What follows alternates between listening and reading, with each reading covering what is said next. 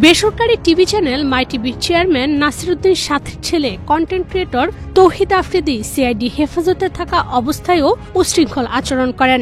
একসময় ক্ষমতার দাপটে তিনি কাউকে তোয়াক্কা করতেন না, সেই স্বভাব এখনো রয়েছে। আগে তার নির্যাতনের শিকার বেশ কয়েকজন এরই মধ্যে সোশ্যাল মিডিয়ায় অভিযোগ তুলে ধরেছেন।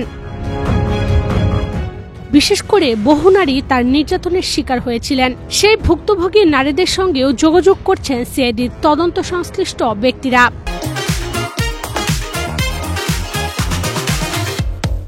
সিআইডি এই অভিযোগকারীদের খুঁজছে জানিয়ে গতকাল সিআইডির এক কর্মকর্তা বলেন, 5 দিনের রিমান্ডে নিয়ে জিজ্ঞাসাবাদ করার পর তৌহিদ আফ্রিদির কাছ থেকে অনেক গুরুত্বপূর্ণ তথ্য পেয়েছেন তারা। এখনও তার অপকর্মের তদন্ত চলছে। বিশেষ করে সামাজিক যোগাযোগ মাধ্যমে তাকে নিয়ে এখনো অনেকে বহু অভিযোগ করছেন। সেসব তথ্য আমলে নিয়ে তারা তদন্ত অব্যাহত রেখেছেন। সিআইডি হেফাজতে জিজ্ঞাসাবাদের সময়ও তৌহিদ আফ্রিদি অনেক অপ্রত্যাশিত আচরণ করেন জানিয়ে তাকে জিজ্ঞাসাবাদকারী সিআইডি কর্মকর্তা বলেন, সিআইডি হেফাজতে থাকাকালে গভীর রাতে তৌহিদ আফ্রিদির আচরণ স্বাভাবিক ছিল না। রাতে অনেকটা নির্ঘুম থাকতেন তিনি। ভোরের দিকে ঘুমানোর সময় আগের অনেক অপকর্মের স্বপ্ন দেখে চিৎকার করতেন। কারাগারে পাঠানোর আগ পর্যন্ত তার এমন অনেক আচরণ ছিল জানিয়ে তাকে জিজ্ঞাসাবাদকারী এক গোয়েন্দা কর্মকর্তা বলেন, আফ্রিদি এখন ঘুমের মধ্যেও আগের অপকর্মের স্বপ্ন দেখেন।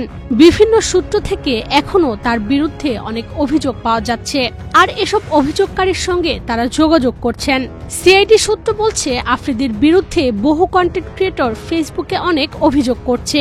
তাদের ওপর নির্যাতনের চাঞ্চল্যকর তথ্য তারা দিচ্ছেন।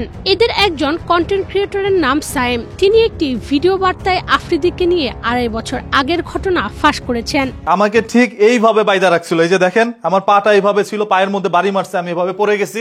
তারপর আমার হাত পিছনে এইভাবে হ্যান্ডকাপ পরা ছিল, মাথার মধ্যে কালো কাপড় পেঁচানো ছিল। ওই মোমেন্টটা আমি কখনো আপনাদেরকে শেয়ার করতে পারবো না। এমন ভাবে আমাকে নির্মম ভাবে এরকম হাতই করে মাথাটা বাইদা নির্মম ভাবে আমাকে যে পিটাইছে। সিআইডি বলছে, বৈষম্য বিরোধী ছাত্র আন্দোলনের সময় অনেকেই আফ্রিদির বিরোধিতা করেছিল। তাদের অনেককে মারধর করেন আফ্রিদি। এভাবে বিভিন্ন সময় তৌহিদ আফ্রিদি কন্টেন্ট ক্রিয়েটরদের আইন শৃঙ্খলা রক্ষা বাহিনীর সদস্য বা রাজনৈতিক ব্যক্তিদের দিয়ে ফোন করাতেন। তদন্তে এসবও গুরুত্ব পাচ্ছে জানিয়ে গতকাল সিআইডির এক কর্মকর্তা বলেন, আগে আফ্রিদির বিরুদ্ধে এমন অনেক অভিযোগ পেয়েছেন তারা। এ বিষয়ে মামলার তদন্ত কর্মকর্তা জানান, গ্রেফতার তৌহিদ আফ্রিদিকে নিয়ে তদন্ত অব্যাহত রেখেছেন তারা। তার ব্যবহৃত মোবাইল ফোন, সিপিইউ ও আইম্যাক ডিভাইসের ফরেনসিক প্রতিবেদন এখনো পাননি তারা। এছাড়া তার বিরুদ্ধে যখন যে অভিযোগ পাচ্ছেন তা গুরুত্ব দিয়ে দেখছেন তারা। সিআইডি বলছে, তৌহিদ আফ্রিদি রাজধানীর যাত্রাবাড়ী থানার একটি হত্যা মামলার আসামি। গত বছরের 1 সেপ্টেম্বর রাজধানীর যাত্রাবাড়ী থানায় মামলাটি করেন মোহাম্মদ জয়নুল আবেদিন নামের এক ব্যক্তি। মামলায় তৌহিদ আফ্রিদি এবং তার বাবা মাই টিভির মালিক নাসিরউদ্দিন সাথী সহ 25 জনকে আসামি করা হয়। মামলায় এজাহার নামীয় 11 নম্বর আসামি তৌহিদ আফ্রিদি। সিআইডি বলছে, অপরাধ জগতে অন্যতম শক্তিশালী চক্র রয়েছে আফ্রিদির। ভুক্তভোগীরা সেই চক্রের নাম দিয়েছে give and take syndicate. Desk report, Bangladesh প্রতিদিন।